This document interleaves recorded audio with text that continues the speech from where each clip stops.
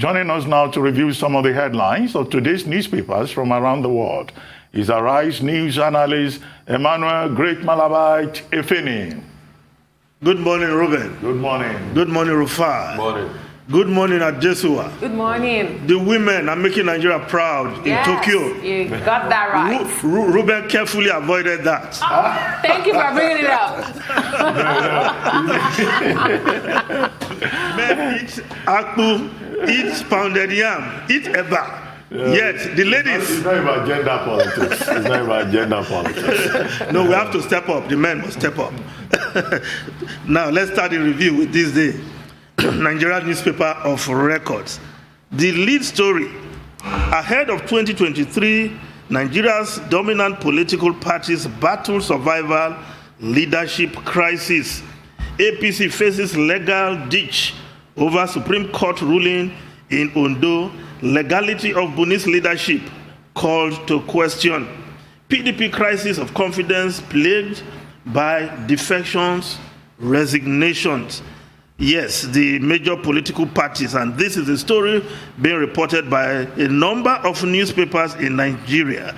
Now, the Daily Champion reporting this story: crack in PDP as 7 national officers resign. Youth leader demands Secondo's resignation. I won't quit, national chairman Des party man. PDP governors calls for calm. Now, the News Direct newspaper also reporting the story: PDP crisis deepens as 7 national officers resign. The Guardian newspaper: fresh battle rage for soul of PDP, APC ahead of 2023. Now, some other newspapers have this story also.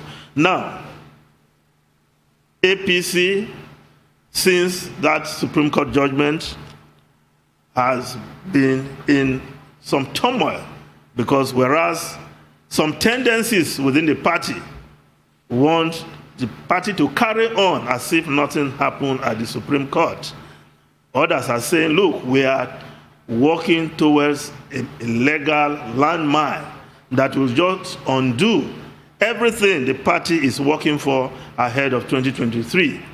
But the PDP, of course, we've heard over and again on this program from various guests from the PDP, how one man seems to be dominating the affairs of the party. Yes, since the PDP fell on hard times with that defeat in the 2015 election, of course, the party has not been the same again. And it's like, yes, the man who is ready to spend more will control the party.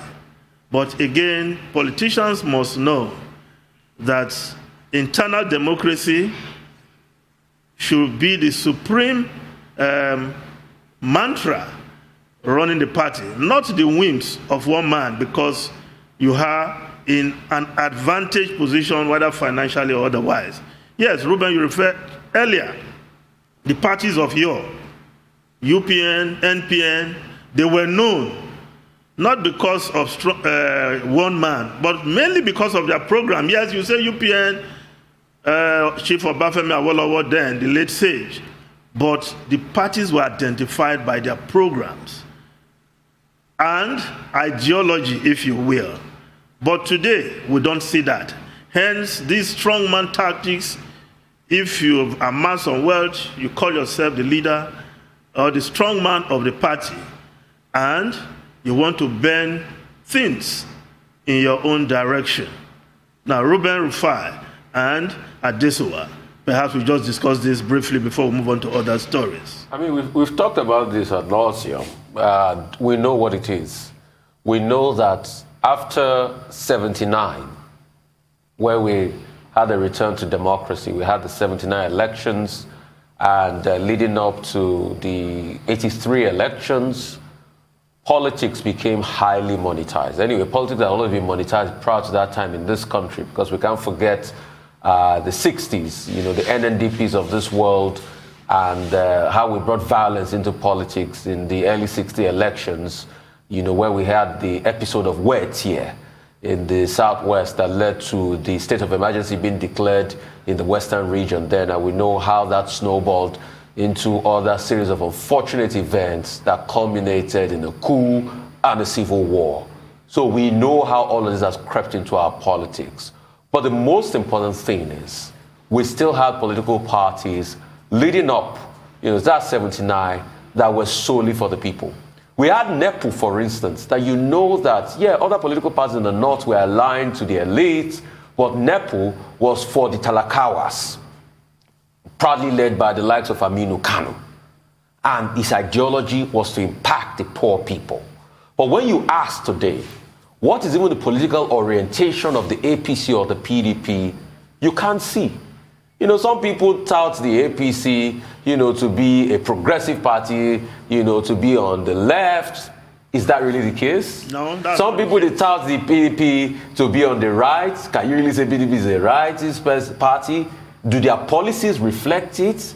And except we go back to the politics of ideology, we're going to play the politics of money that will not lead us anywhere. And you know where the politics of money will take us to, and power and ego? It will take us to what the Western region used to be called in the 60s. You remember it used to be called the Wild Wild West. And that's why politicians today and political parties have become like the Western region of the 60s that has become the Wild Wild West, which is always a fight for supremacy. And in all of this, the people suffer. The masses, nothing for them. Well, you will have thought that a political party should be arguing about how to bring people out of poverty. But no political party in this country has brought out a roadmap to bring people out of poverty. They even have internal debates and argue among themselves and say what is the best idea to bring people out. They don't talk about that. It's only party supremacy. Well, we are not likely to degenerate to the Wild West era.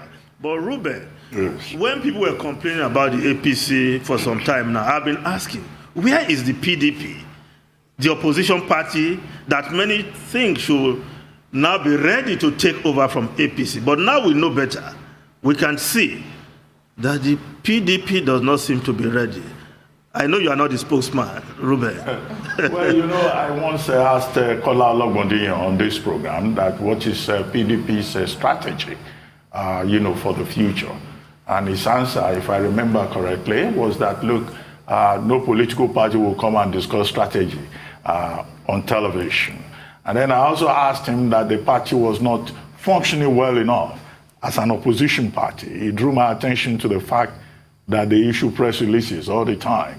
But I guess it's more than press releases. But on the issue of political parties and ideology, I had made the point that the big problem we have in Nigeria is the evolution of the political party system itself. I usually don't like to blame people who are already outside the system, but you will recall that our problem with this political party system will seem to have taken a wrong turn at the point when the military, I think it was the Babangida administration, that came up with this idea of a party to the left, a party to the right. Okay? Two political parties, the two of them, you will not know any difference. And that was when we moved away from political parties that evolved organically from among the people in terms of their own expectations. Equal joiners and equal owners. Equal founders, as I said. Now take the UPN that pushed the policy of social democracy. Even a child growing up knew that the Unity Party of Nigeria, the successor of the Action Group in the First Republic, was talking about free education, free medical treatment, employment, development of rural roads. I think it was a 5-point agenda for the Unity Party of Nigeria. Now, the National Party of Nigeria also has its own specific identity. Yorubas were referring to it as Egbe Onile, Egbe Olunje, in a simple, direct translation, a party that was known for its commitment to food, agriculture, and housing.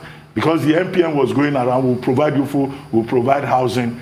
And when the MPN was in power, you could see an effort in that direction. The People's Redemption Party, right? That was a party for the poor, led by Aminu Kano. There was also GNPP, which was led by the late Alhaji Waziri. You remember him? Yes. Alhaji Ibrahim Waziri. Politics without bitterness. Politics without bitterness. Everybody knew that. So there was an identity, that was very clear. There was a direction that was clear. And if people voted, they voted on the basis of what they would expect from that political party. But once the political party system began to move a little to the left, a little to the right, these political parties lost their identity. Again, after the Babangida administration, you recall Abacha's political engineering. You mean what I refer to as the 5 leprous fingers? Yes, because there was nothing that you could really hold on to. It was the military trying to manipulate the system. But then, since the return to a democratic rule in 1999, has anybody made any effort to transform the political party system in Nigeria? And that, I think, is where the big problem is. You are not likely to see any change unless there is a deliberate attempt to transform these political parties and for a generation to emerge that is committed to politics, not just for purpose of self-aggrandizement, but politics for the purpose of service. Yes, but Ruben, for the record, many also believe that if the two-party experiment had not been tampered with by the man who initiated it, IBB himself, perhaps it would have worked. Because many also believe that a two-party system will be better for Nigeria. And as we have seen today, we have 2 major political parties. And despite all the effort to liberalize the space, others are just like fringe parties, with apologies to all those parties. Well, I guess, for the benefit of those who may want to explore this further, the basic reference is Richard Joseph's essay on political parties and ideology in Nigeria. You'll find a far more detailed and extensive, commentary there that we cannot attempt on television. Yes. Now, let's just look at other stories quickly. The Daily Trust newspaper. Yes, NYSC camp on red alert as 109 test positive for COVID-19. Yes, the third wave is real. And we are seeing that even in the NYSC camp, this is happening. Are we going to close the camps, or we just have to be vigilant and be able to carry out the tests and ensure that we don't have a super spreader environment in our NYSC camps? I hope the authorities are monitoring the situation. If we have to close the camps for the safety of these NYSC, the corpers, then we just have to do that. Now, if we look at the foreign newspapers quickly, now the Times of UK, yes, all children over 16 will be offered COVID jabs. New vaccination program could begin in days, yes. All children, all over 16s are being offered the coronavirus jabs. And this is because ministers expect scientists to formally back the move within days. The Joint Committee on Vaccination and Immunization moved to build up, this move is to build up immunity among young people who are coming down with the virus in the UK right now. So that is a good move. But they are able to do this because the UK has significant reserves of corona vaccines to extend the program to younger ones. Ruben, when you were talking about giving incentives like a bowl of amala and hot bakery to attract people to go and take the vaccine, where is the vaccine? Where is the center? Or you, in my area, you do a bowl of starch and banga soup. Where is the center? Where is the vaccine? This one, what the Asians call Emma, pounded yam, and ogbono soup. Say, take and get a bowl. Where is the vaccine? Where is the vaccine? Mr. Efeni, it's Owo that goes with starch, not starch and banga. Owo and starch. Okay, Owo and starch, that's your preference. Yeah, that's okay, yeah. So, you can see where they have made provisions. They even have significant reserve. So now they are even taking it down. The other day, they were even thinking of 12 years and above, but some scientists warned. So they put that on hold. But now they have the clearance to go ahead with those who are 16 and above. If we just look at the Wall Street Journal quickly, Cuomo sexually harassed multiple women, probe fines. New York governor called the report biased. Biden, Pelosi, and others say he should resign. Yes. Governor Cuomo of New York State, well, is struggling for his political life and is most likely to come down because unlike the Republicans who will look the other way, Democrats, starting from President Biden himself, are saying, look, you have to resign because this report indicted you. And that is how... I listened to his reactions, once again denying the allegations. It didn't sound like someone who wanted to leave the position or someone who wanted to resign. Well, I think he should go. He may be impeached if he doesn't. He should go. Anyway, thank you very much, Emmanuel Efene. We'll see you again tomorrow morning.